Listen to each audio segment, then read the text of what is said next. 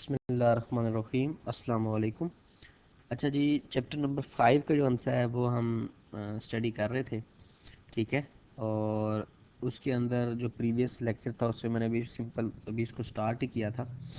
तो उसमें हमने जो आंसर है उसको स्टार्ट करते हुए कंट्रोल स्ट्रक्चर्स के बारे में देखा था। कंट्रोल स्ट्रक्चर्स क्या होते हैं, टाइप्स ऑफ कंट्रोल स्ट्रक्चर देखे थे कि सीक्वेंशियल स्ट्रक्चर होता है और सिलेक्शन स्ट्रक्चर होता है, ठीक है। सीक्वेंशियल स्ट्रक्चर क्या होता है कि पहले आपकी एक स्टेटमेंट एग्जीक्यूट करती है, फिर दूसरी, फिर तीसरी, फिर चौथी, ठीक है। इस तरह करके एक एक करके सीक्वेंस में स्ट्रक्चर जो उनसे एग्जीक्यूट करती है। लेकिन जो सिलेक्शन स्ट्रक्चर होता है, ठीक है, उसमें हम क्या कहते हैं कि सीक्वेंस में इंस्ट्रक्शंस चल रही होती हैं और फिर उसके बाद हम कोई इफ़ की कंडीशन लगा देते हैं, कुछ लूप्स लगा देते हैं, जिसकी वजह से हम जो है ना उसका जो फ्लो है उसको हम चेंज कर सकते हैं, ठीक है, प्रोग्राम का। जैसे इफ़ एंड एल्स की मैंने बात की थी, ठीक है। और अब इसको अभी आगे हम देखेंगे तो ज़्यादा आपको क्लैरिटी होगी, ठीक है। बस आपने इतना याद रखना है कि सीक्वेंशियल में क्या होता है कि एक एक स्टेटमेंट एग्जीक्यूट करती है सीक्वेंस में, लेकिन अगर हमने सिलेक्शन लगा दिया है तो फिर क्या होगा, हो सकता है यहाँ पे सीक्वेंस में इंस्ट्रक्शन चल रही हो, यहाँ पे इफ़ की स्टेटमेंट लगी हो, तो इफ़ की अगर स्टेटमेंट लगी हुई है और अगर वो इफ़ की स्टेटमेंट ट्रू होती है तो इससे अगली वाली लाइन चलेगी। अगर वो स्टेटमेंट फॉल्स हो जाती है तो फिर अगली वाली इंस्ट्रक्शन नहीं चलेगी, बल्कि एक इंस्ट्रक्शन स्किप करके नेक्स्ट इंस्ट्रक्शन जो उनसी है ना वो चलेगी। तो इस तरह करके वो हम जो उनसे है ना उसको सिलेक्शन कर लेते हैं कि ये वाला कोड ना चले, अगर ये स्पेसिफिक क्राइटेरिया मीट करता है तो ये कोड चले, अदरवाइज ना चले। लेकिन सीक्वेंशियल में क्या होता है, उसमें कोई इस तरह का चेक नहीं होता, कंट्रोल नहीं होते, वो बस सीक्वेंस में चलता जाता है, ठीक है। तो हमें जो सा है वो तो हमें डिपेंड करता है कि हमें यूज़ कहाँ करना चाहिए। ये बेसिकली यूज़ करना चाहिए जब प्रोग्राम को देख कर उसकी लॉजिक को देख के हम देखते हैं कि हमें यहाँ पे कौन सा स्ट्रक्चर यूज़ है। तो हमारे पास जो भी प्रोग्राम होता है बात है उसमें सारा सीक्वेंस में तो नहीं होता ना, उसमें हम सिलेक्शन स्ट्रक्चर में इफ एंड एल्स यूज़ करते हैं, फिर लूप्स यूज़ करते हैं, और चीज़ें यूज़ करके फिर हम अपने प्रोग्राम को जो है ना उसको बनाते हैं, ठीक है जी। अच्छा, उसके बाद ये आगे रिपीटिशन। रिपीटिशन क्या होता है कि एक ही कुछ स्टेटमेंट्स को अगर आपने रिपीट करना है, मतलब 2 दफ़ा प्रिंट कराना है, 3 दफ़ा करवाना है, मतलब कितनी दफ़ा हमने उस स्पेसिफिक कोड को मतलब रिपीट करवाना है, ठीक है। और ये भी हमें अभी हम आगे देखेंगे कि जब हम बनाएंगे प्रोग्राम तो फिर आपको समझ आएगी कि यहाँ पे हमें क्यों ज़रूरत पड़ रही है, ठीक है। तो रिपीटिशन में क्या होगा जी, रिपीटिशन स्ट्रक्चर एग्जीक्यूट स्टेटमेंट और सेट ऑफ स्टेटमेंट्स रिपीटली, ठीक है। अब देखिए उसमें क्या कह रहा है, एक स्टेटमेंट भी हो सकती है और सेट ऑफ स्टेटमेंट्स भी हो सकती है जिसको हम बार बार रिपीट करा के चला रहे हैं कि बार बार चले, ठीक है जी। It is also known as iteration structure और लूप, ठीक है। आइट्रेशन स्ट्रक्चर भी इसे कहते हैं और लूप भी कहते हैं, ज़्यादातर इसको लूप बोला जाता है, ठीक है। अच्छा, there are different types of repetition structure in VB में बहुत से स्ट्रक्चर्स हैं रिपीटेशन में। उसमें एक आता है जी फॉर नेक्स्ट, ठीक है। एक वाइल लूप होता है, वाइल वेंड लिखा हुआ है, और एक डू वाइल लूप होता है, ठीक है। Do while loop, while loop और फॉर नेक्स्ट लूप, ठीक है। वाइल वेंड लूप यहाँ लिखा हुआ है। तो ये जो लूप्स हैं ये हम आगे यूज़ करेंगे इसको, ठीक है। अब कह रहा है suppose we want to display message I love Pakistan on screen for 100 times. ये अब सिंपल के लिए वो क्या बता रहे हैं, और जब हम प्रॉपर इसको लॉजिक में देखेंगे फिर आपको समझ आएगा कि यहाँ पे कितनी इसकी ज़रूरत पड़ती है। देखिए अभी सिर्फ हम समझाने के लिए कि आई लव पाकिस्तान जो से अगर हम 100 टाइम प्रिंट करवाना चाह रहे हैं तो हम क्या कहते हैं कि अगर हमने इस तरह करवाना है तो एक एक स्टेटमेंट हमें लिखनी पड़ेगी। तो कह रहे हैं it is very time consuming to perform this task using control sequence structure. However, it is very easy to perform this task using repetition structure. A single loop statement can display the message for 100 times.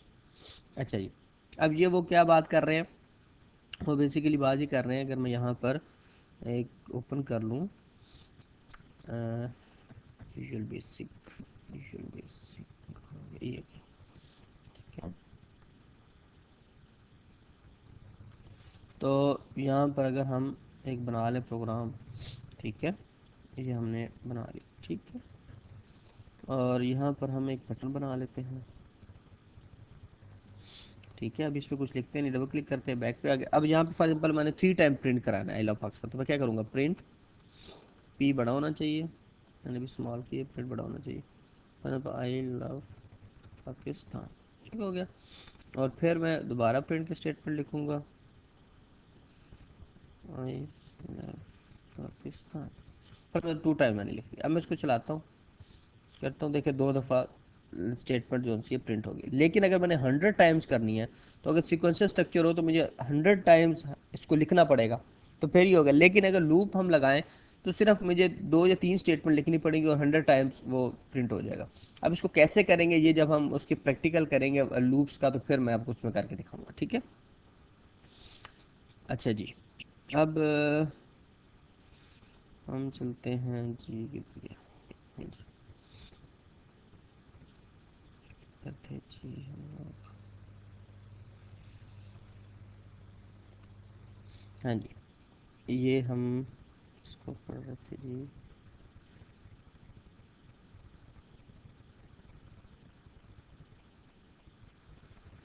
ये तो जी तो मैं क्या problem कर रहा हूँ।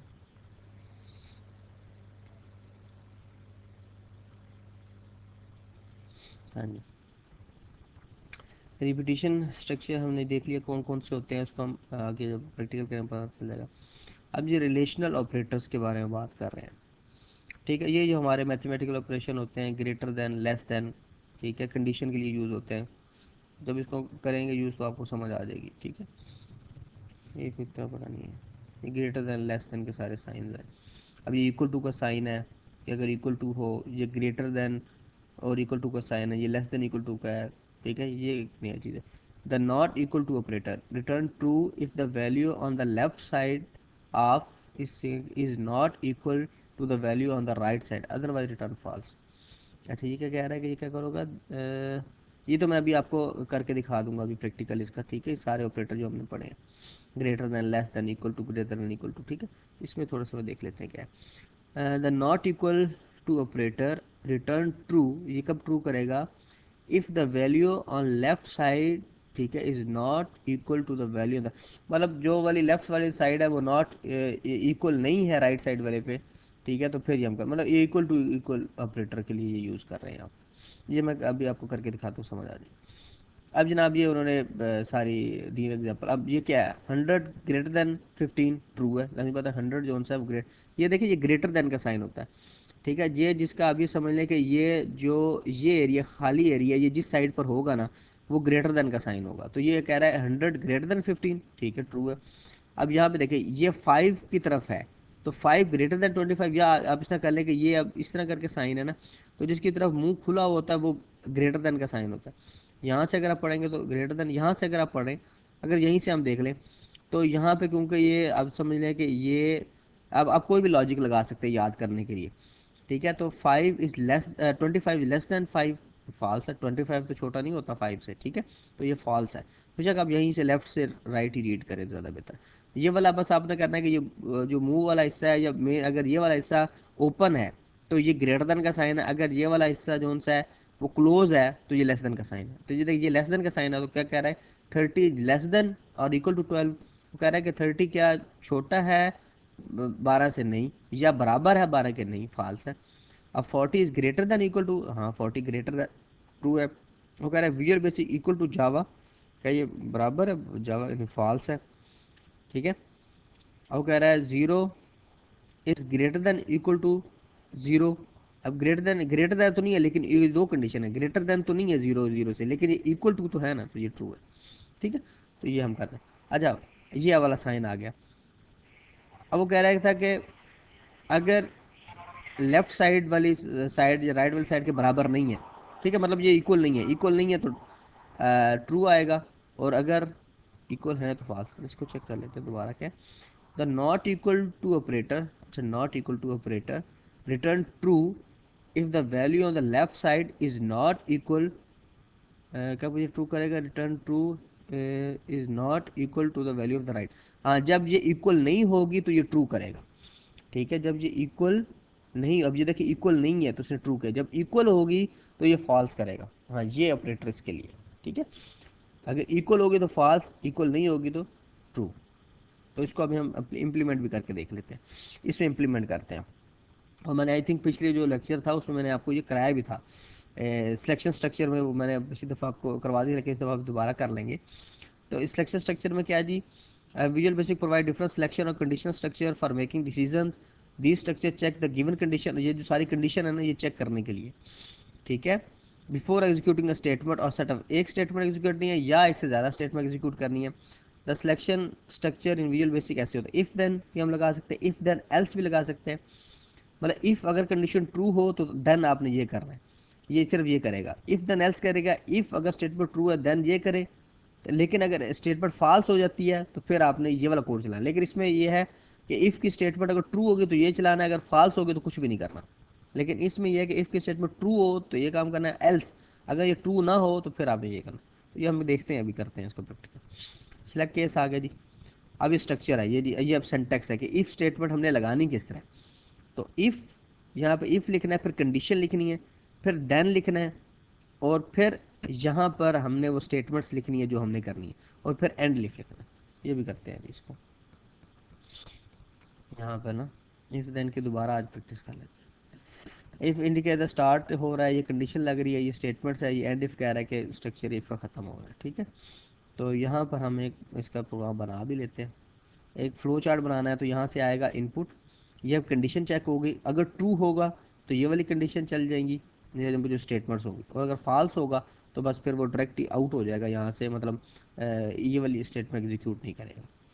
ठीक है, इसको भी यहाँ पे ना इसके एक बना लेते हैं, ये भी बना लेते हैं इफ़ स्टेटमेंट, और सारी कंडीशंस भी आज जो पीछे पढ़ाई है ना आपको, ये सारी प्रैक्टिस भी कर लेते हैं। ये हमने जो ओपन कर लिया, क्या ये सिंपल एक फॉर्म लिया, बटन लगाया, मैं यहाँ पे एक टेक्स्ट बॉक्स ली, जरा आसान है टेक्स्ट बॉक्स। वो इनपुट बॉक्स मैंने आपको बता दिया पिछले लेक्चर्स में कि कैसे आपने उसको यूज़ करना है और कैसे करना है, लेकिन जो इजी है ना वो ये है, ज़रा इसमें ना आसानी होती है। बेसिकली आप यही यूज़ करें, ताकि क्योंकि वहाँ पे जब एग्ज़ाम आएगा तो वहाँ पे इनपुट बॉक्स कम ही पूछा जाएगा, उसमें ऐसे बेसिकली आपको एक कोड दिया जाएगा, एक बताया जाएगा कि इस तरह आपने काम करना है, इसके लिए कोड लिखें। ठीक है, तो आपको कोड लिखना होगा। फॉर एग्जाम्पल जिस तरह अभी मैं बता रहा हूँ आपको कि हमने एक जनाब एक कोड लिखना है कि अगर जो मार्क्स हैं वो ग्रेटर देन 40 हैं तो पास करे, अगर अगर वो नहीं है तो फिर उसको फेल शो करे। ठीक है, तो यहाँ पे हम जी इसको हम रिमूव कर देते हैं, यहाँ पे आके रिमूव हो गया। और इसका नाम क्या जी, ऊपर आप आएंगे। ठीक है, तो यहाँ पे क्या है जी, नेम क्या है जी, टेक्स्ट वन, ये बटन आ गया, इस पर डबल क्लिक किया, ये हमने कोड लिखा हुआ था, इस कोड को मैं फिलहाल रिमूव करूँ प्रिंट वाला, और ये बेसिक कोड लिखा रहे। ठीक है, क्योंकि ये तो बाय डिफ़ॉल्ट कोड होता है। अच्छा जी, अब हम यहाँ पे लेते हैं एक वेरिएबल। ठीक है, वेरिएबल कैसे डिक्लेयर करते थे, डिम, डिम इंटीजर, डिम बड़े दिन हो गया मैंने खुद इसकी प्रैक्टिस नहीं की। देखिए जब प्रैक्टिस नहीं करते तो पता भूल जाता है। Dim number, number one as int, I think ऐसे ही था। एक वेरिएबल ले लिया। अब इस वेरिएबल में वैल्यू कहाँ से लेंगे, वैल्यू हम लेंगे कहाँ से, इस टेक्स्ट बॉक्स में से। तो क्या होगा जी, नंबर वन, ये number one equal to T text one dot text. क्या मतलब कि ये जो वेरिएबल है नंबर वन, ये जो टेक्स्ट वन डॉट टेक्स्ट है, इसमें जब कोई चीज़ हम लिखेंगे तो ये कहाँ चला जाएगा, नंबर वन। अब यहाँ मैं कंडीशन चेक करूँगा, इफ़ इफ़ का आई बड़ा है आई थिंक, अभी देख लेते हैं। इफ़, अब यहाँ पे कंडीशन लिखनी है, कंडीशन में लिखता हूँ कि अगर if number one greater than किसके है, 40 के, तो देन क्या करे जी, देन ये वाली स्टेटमेंट चलाए। क्या स्टेटमेंट चलाए, प्रिंट लिख देता हूँ, या मैसेज बॉक्स भी आप लिख सकते हो, MSGBOX message box, message box में लिखे के पास। आप खाली प्रिंट भी लिख सकते हो, ये आपके अपने ऊपर है कि आप मैसेज बॉक्स यूज़ करो या प्रिंट यूज़ करो। ठीक है, फिलहाल प्रिंट यूज़ कर लें आपके आसानी के लिए। चलो मैसेज बॉक्स, क्योंकि यहाँ पे मैसेज बॉक्स दिया हो रहा है, मैसेज बॉक्स बस। फिलहाल इफ़ देन हम चलाते हैं, एल्स अब इसमें नहीं है, ये मैं ये वाला स्ट्रक्चर यूज़ कर रहा हूँ, देखिए ये वाला, ये देख इफ़ देन वाला। ठीक है, अब देखें इफ़ देन में क्या होगा, इफ़ अगर ये ट्रू है तो ये वाली स्टेटमेंट चलेगी बस, अगर फॉल्स हुई तो कुछ भी शो नहीं होगा।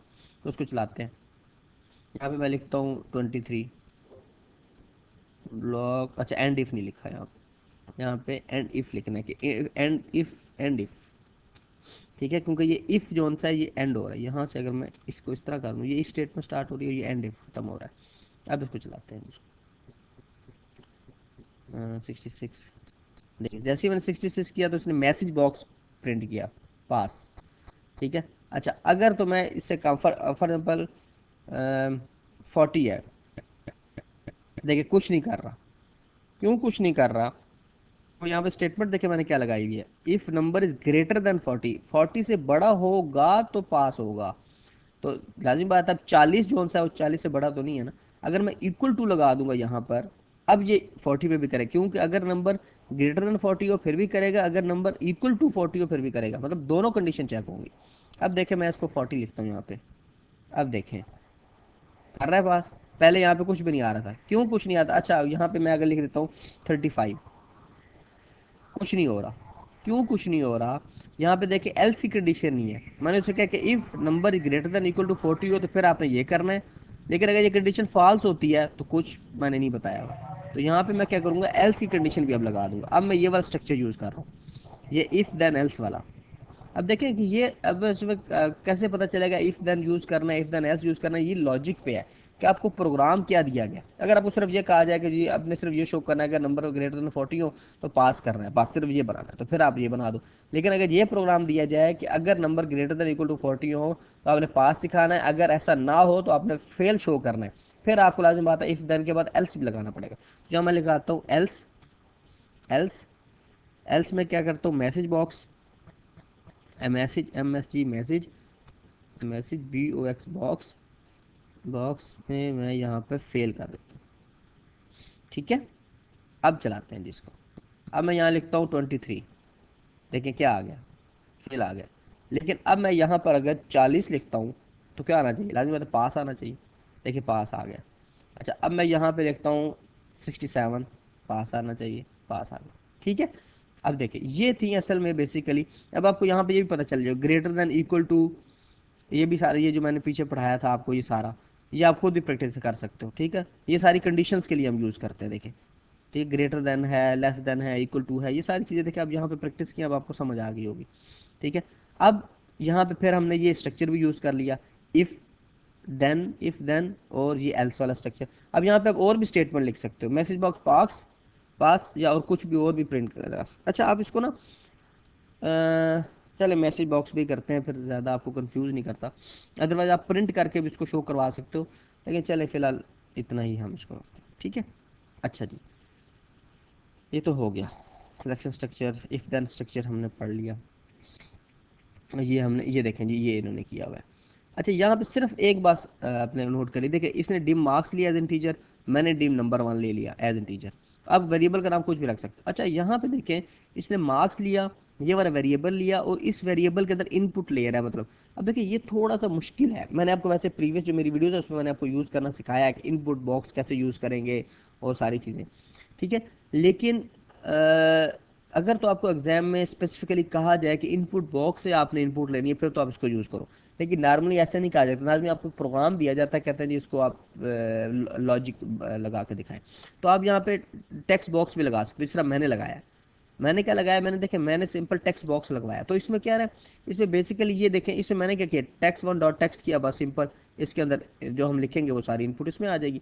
लेकिन अगर आप यहाँ पे आप देखें, यहाँ पे इनपुट बॉक्स लिखो, फिर एंटर मार्क्स लिखो, फिर रिजल्ट लिखो, थोड़ा सा कॉम्प्लिकेटेड है। तो फिर ये असल जो बेसिक लॉजिक आपको समझानी है वो आपको कम समझ आएगी, और आप इसी पे फंसे रहोगे कि इनपुट बॉक्स कैसे लिया गया।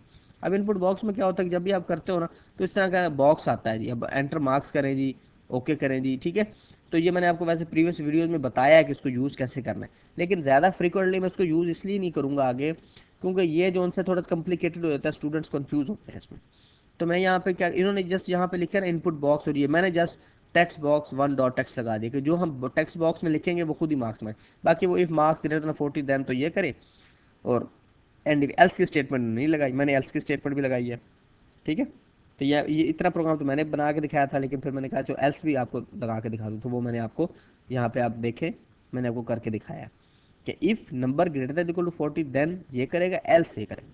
बाकी मैं आपको ये बार बार कह रहा हूँ, देखिए अब मुझे वेरिएबल डिक्लेयर करना भूल गया, तो कितने दिन हो गया मैंने इसको यूज़ नहीं किया। ठीक है, जबकि इतनी ज़्यादा प्रोग्रामिंग मैंने बहुत ज़्यादा मतलब ये है कि कुछ वेब भी डेवलप की हुई है, स्टूडेंट्स भी बहुत ज़्यादा मेरे होते हैं जिनको मैं सिखाता हूँ, लेकिन जब छोड़ते हैं तो देखें मैं भूल गया, एक वेरिएबल डिक्लेयर करना भूल गया।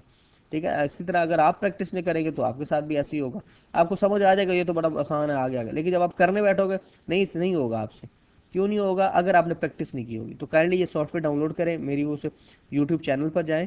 यूट्यूब चैनल पर जाकर, अगर आपको नहीं पता तो यूट्यूब चैनल मेरा किधर गया, यूट्यूब चैनल पे सेवर हब पे जाके वहाँ पे प्लेलिस्ट में जाना है, वहाँ पे विजुअल बेसिक की प्लेलिस्ट पड़ी होगी। वहाँ पे मैंने डाउनलोड करना ही बताया कि ये आप सॉफ्टवेयर डाउनलोड कैसे कर सकते हो, उसको इंस्टॉल कैसे कर सकते हो, सारी चीज़ें बताई। तो वो लाजमी आपने देखना है। ठीक हो गया? अच्छा जी, इसकी प्रैक्टिस जरूर करनी है, विदाउट प्रैक्टिस कुछ समझ नहीं आएगी जी, मैं बार बार बता रहा हूँ। अच्छा जी, अब यहाँ पे देखें जी, यहाँ पे क्या कर रहा है जी, ये कौन सा प्रोग्राम है? एक और प्रोग्राम उन्होंने बनाया है कि क्या है जी, in the above conversation message will appear the value of marks is more than, हाँ मोर देन 40 होंगे तो कंग्रेचुलेशन आएगा, और ये आएगा और ये आएगा। अच्छा, ये एक प्रोग्राम है, write a program that inputs 5 integer numbers and display the maximum and minimum number from the group. अच्छा, वो कह रहा है जी हमने क्या करना है कि क्या करना है, 5 नंबर्स लेने हैं, ठीक है, और उसमें से सबसे छोटा और बड़े को शो कराना है। ठीक है, अब ये कैसे कर रहे हैं इन्होंने जनाब? देखे, अब ये कितने वेरिएबल लिए, कितने वेरिएबल लिए, 5 वेरिएबल लिए, डिम ए बी सी। अच्छा, इस तरह भी आप वेरिएबल डिक्लेयर कर सकते हो, dim A as integer, comma B as integer, C as integer. ठीक है, लेकिन आप अलग अलग भी कर सकते हो, ये इट्स डिपेंड ऑन यू कि आपने किस तरह करना है। इस तरह भी हम कर सकते हैं। तो dim max as integer, min as integer, तो ये दो ये ले लिए और ये 5 उन्होंने ले लिए। उसके बाद उन्होंने एंटर करवा, इनपुट बॉक्स से एंटर करवा रहे हैं आप, सिंपल टेक्स्ट बॉक्स से भी एंटर करवा सकते हैं। तो ये उन्होंने एंटर कर लिया, मैक्स मिन ले लिया। फिर उन्होंने यहाँ पे कहा if B is less than min, ठीक है, अगर बी जो सा लेस देन मिनिमम है, then minimum is equal to B. ठीक है, if C less than minimum then minimum C. तो ये सारे इसको कर रहे हैं। फिर मैक्स के बारे में वो करके चेक करेंगे। ठीक है, और फिर print largest number is max, तो प्रिंट लार्जेस्ट नंबर, ठीक।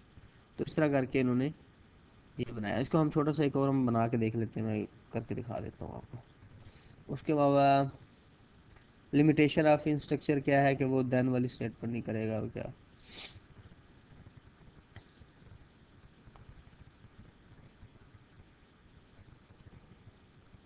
उसको हम देख लेते हैं, प्रैक्टिस थोड़ी सी करवा लेते हैं आपको। फॉर एग्जाम्पल यहाँ पर हम वेरिएबल ले लेते हैं डिम n1 एज इंटीजर, ठीक है,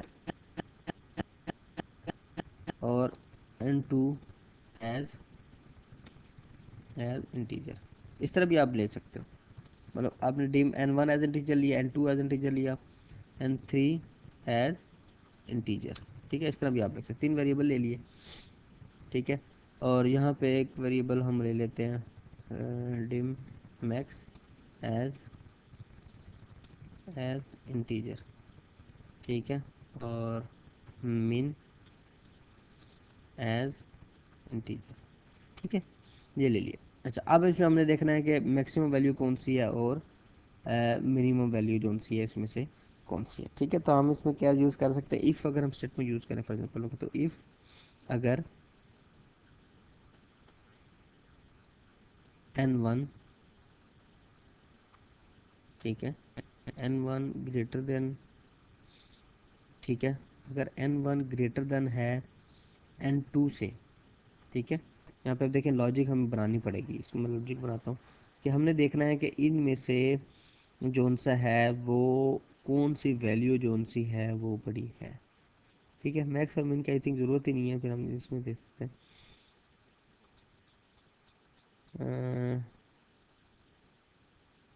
यहाँ पे इसकी क्या कंडीशन बनेगी कि अगर हमने इसमें मैक्सिमम देखना है, इसको थोड़ा सा करते हैं। अच्छा जी, यहाँ पर अ, इसको हम इस तरह कर सकते हैं, थोड़ा सा मैं सिंपल लेके जाना नहीं चाह रहा था कि कम्प्लेक्स स्ट्रक्चर में आप लोगों को क्या बात है, इसमें एंटर क्यों नहीं हो रहा है? चलाया नहीं मैंने इसको।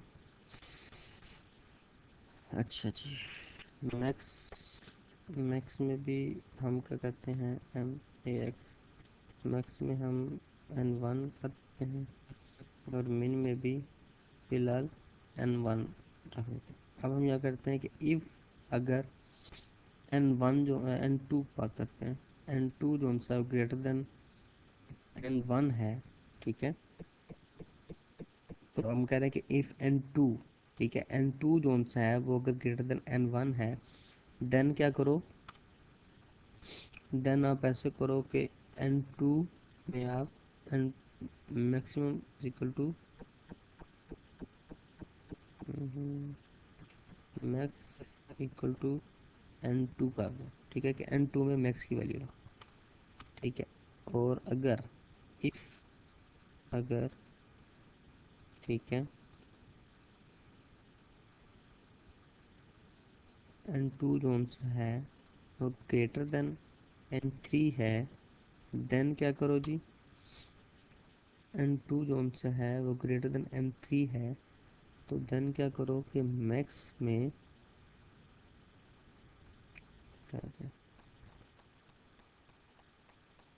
N two greater than n one, ठीक है, और एन थ्री अगर, सॉरी एन थ्री अगर ग्रेटर देन है एन वन के, देन मैक्स में वैल्यू क्या रख दो, रख दो एन थ्री, ठीक है। और यहाँ हम प्रिंट करवा देते हैं, प्रिंट कर दो जी आप किसको, मैक्स को, ठीक है। अच्छा जी, अब लाजी बात है, ये तो हमने लिख दिया, लेकिन एन वन की वैल्यू, एन टू की वैल्यू, एन थ्री की वैल्यू हम कैसे लेंगे, ठीक है। तो इसके लिए हम टेक्स्ट बॉक्सेस बना लेते हैं, फिर text one, text two, text three, ठीक है। तो यहाँ पे हमने एक टेक्स्ट बॉक्स बनाया हुआ है, ठीक है। तो टेक्स्ट बॉक्स हम बना लेते हैं, एक ये टेक्स्ट बॉक्स है, ये टेक्स्ट बॉक्स है, और यहाँ पर ये एक और टेक्स्ट बॉक्स, थोड़ा सा इसको हटा कर, ठीक है, स्पेस, इसको आगे स्पेस करेंगे खुद ही ख़त्म हो जाएगा। और ये टेक्स्ट वन है, यहाँ पे देख लेते हैं, टेक्स्ट वन है, ये टेक्स्ट टू है, और ये टेक्स्ट थ्री है, इधर गए। तो यहाँ पे अब हम लिखते हैं n one is equal to t x text one dot text, n two is equal to t x text one dot text, n three is equal to text three dot, ये गलती होगी थोड़ी सी, यहाँ पे टेक्स्ट टू डालना, text two. अब हम चला के देखते हैं वाला, यहाँ पे मैं लिखता हूँ टू, यहाँ लिखता हूँ थ्री, यहाँ लिखता हूँ फोर, ब्लॉक ऑफ, अच्छा एंड इफ नहीं लिखा मैं, एंड इफ, अच्छा एंड इफ, अच्छा सॉरी, यहाँ पे इफ थी, तो यहाँ पे इसका मैंने एंड इफ नहीं लिखा, एंड इफ, ठीक है। देखें जी फोर आ गया जी, ठीक है। तो मैं तो यहाँ पर थ्री लिखता हूँ या सिक्स लिखता हूँ या नाइन लिखता हूँ, अब देखें नाइन आ गया, ठीक है, इन तीनों में से जो मैक्सिमम थी वाली। अच्छा, ये तो बेसिकली आपको थोड़ा, अगर ये आपको कम्प्लेक्स लगा तो फिलहाल इसको छोड़ दें, बेसिक स्ट्रक्चर को आप समझिए, ये थोड़ा सा बस आ गया सामने, तो मैंने कहा चलो इसको मैं प्रैक्टिस करवा देता हूँ। अदरवाइज अगर आपको समझ आ गया लॉजिक की तो ठीक है, नहीं लॉजिक की समझ आए तो फिलहाल इसको स्किप कर दें, उसको आगे हम देखेंगे, ठीक है। अच्छा जी, अब नेक्स्ट जो सा है, अभी तो हमने सिर्फ इफ स्ट्रक्चर पढ़ा है, ठीक है। अच्छा, वो कह रहा है इफ स्ट्रक्चर की लिमिटेशन क्या है, इफ स्ट्रक्चर की वही लिमिटेशन है कि यहाँ पर जिस तरह मैंने आपको कहा था कि इफ़ अगर मार्क्स ग्रेटर देन 40 हैं तो देन वो चलेंगी, लेकिन अगर वो, अगर मार्क्स अगर फॉल्स होती है तो फिर क्या करेंगे, अगर कंडीशन जो उनसे फॉल्स हो जाएगी तो फिर क्या करेंगे, फिर कुछ भी नहीं हो करेगा। तो ये लिमिटेशन है, तो उसके लिए हम फिर इफ़ देन एल्स यूज़ करेंगे, जो कि मैंने पीछे अब आपको करवाया इफ़ देन एल्स, ठीक है, ये वही चीज़ बता रहे, कोई ऐसी कोई नई चीज़ नहीं। और इसके अंदर फिर वो इफ़ देन एल्स की स्टेटमेंट, इसको भी आप देख लें, ठीक है, ये सारा मैं करवा चुका हूँ, इसको आप देखेंगे आपको सारी समझ आ जाएगी। उसके अलावा ये भी इफ़ देन एल्स वाली स्टेटमेंट चल रही हैं, सिंपल एक्सटेंडेड इफ, हाँ जी, एक्सटेंडेड इफ देन एल्स पढ़ लेते हैं। Extended if then else structure is used to choose one block of statement from many, this structure used when there are many options and only one block of statement should be executed on the basis of condition. अच्छा जी, ये कौन सा जी, the syntax of this structure is this, if condition one, अगर ये condition true होगा तो ये चलेगा, एल्स इफ अगर कंडीशन ये होगी तो ये चल, अच्छा ये एल्स इफ की कंडीशन आ गई, ठीक है, एल्स इफ कंडीशन होगी तो ये चलेगा, अदरवाइज ये चलेगा, ठीक है। अगर हमने एक से ज़्यादा, ये क्या है जी, एक्सटेंडेड इफ, ठीक है। एक्सटेंडेड इफ क्या होता है, देखें यहीं पे आपको समझा देता हूँ, इसको मैं डिलीट करता हूँ, जस्ट ये टेक्स्ट वन रखता हूँ, ठीक है, टेक्स्ट वन, ठीक है, एक्सटेंडेड इफ। अब एक्सटेंडेड इफ क्या है कि यहाँ पर अगर फॉर एग्जांपल मैं लिखता हूँ इफ ठीक है, इफ पहले यहाँ पे एक वेरिएबल ले लेते हैं डिम n1 ठीक है as integer, dim n2 as integer, ठीक है, दो इंटीजर ले लिए। और यहाँ पे लगाता हूँ इफ अगर इफ अगर n1 ग्रेटर देन है n2 से, ठीक है, तो देन क्या करे जी, देन करे जी प्रिंट। मैसेज बॉक्स भी करा सकते हो, प्रिंट भी करा सकते हो जैसे यहाँ पे। तो प्रिंट करे कि n1 is GREATER greater greater than n1 is greater then n2, ठीक है। एल्स इफ भी लगा सकते हैं, else if else if else if अगर n2 ग्रेटर देन है n1 के, तो देन क्या करे जी, देन प्रिंट करे n2 इज ये ग्रेटर देन n1। और यहाँ पे एंड इफ, आई थिंक ऐसे ही है, एंड इफ। और n1 और n2 में वैल्यू कहाँ से लेनी है, टेक्स्ट बॉक्सेस तो बनाए नहीं, तो यहाँ बना लेता हूँ n1 equal to text one dot text, n2 is equal to text two dot text. कहेगा टेक्स्ट टू तो है ही नहीं, तो टेक्स्ट टू अभी बना लेते हैं यहाँ। ये टेक्स्ट वन है, ये टेक्स्ट टू है, ये n1 है, ये n2 है। इसको स्पेस दबाता हूँ। हाँ जी, अब आ गया। देखिए, हम यहाँ क्या दो इंटीजर डिक्लेयर किए, टेक्स्ट वन के वैल्यू से n1 में लेके जा रहा हूँ, टेक्स्ट टू की वैल्यू n2 में लेके जा रहा हूँ। यहाँ पे इफ की कंडीशन लगाएगी, if n1 greater than n2 है तो देन ये चलाए। एल्स इफ अगर इस तरह नहीं है तो फिर ये कंडीशन चेक करे। एल्स इफ में दोबारा कंडीशन लगा रहा हूँ, तो चेक करते हैं चलता है प्रोग्राम। फॉर एग्जाम्पल यहाँ पे लिखता हूँ 2, यहाँ लिखता हूँ 6, n2 is greater then n2, ये n2 है, देखें n2 is greater then n1। अच्छा, यहाँ पर अगर मैं अब स्टेटमेंट 8 डाल देता हूँ और यहाँ पे मैं 23 डाल, अब n1 बड़ा हो गया ना, देखिए n1 is greater then n2, ठीक है। ये सिर्फ एक आपको एलसिफ समझाना था, ठीक है। तो यहाँ था, आप इसको पढ़ के आए, पेज नंबर 125 है। तो इंशाल्लाह फिर नेक्स्ट जो है उसको अगली लेक्चर में देखेंगे, ठीक है जी। बहुत शुक्रिया, अल्लाह हाफिज़।